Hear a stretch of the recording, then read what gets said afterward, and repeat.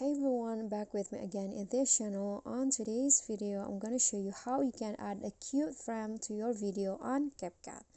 So here I've already imported a video, and if you want to add a cute frame, you can actually just go to effects and find video effects, and then here you can just swipe until you find the frame effect.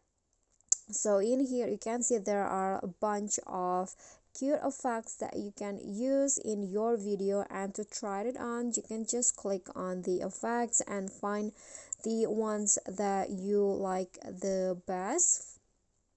Okay, so there are so many frames that you can choose. For example, here there is a pastel frame. Okay, it's kind of cute. Or you can also add like okay, I'm going to add these zoo effects. Okay, it's kind of cute. And then if you're done, just click on the check icon, and then you can adjust the frame until the end of the video. So here is the result. Okay guys, so that's all for me. If you got any question, feel free to drop them in a comment, and if you think the video is helpful, don't forget to like, subscribe, and also click on the things below. I'll see you all in the next tutorial. Bye.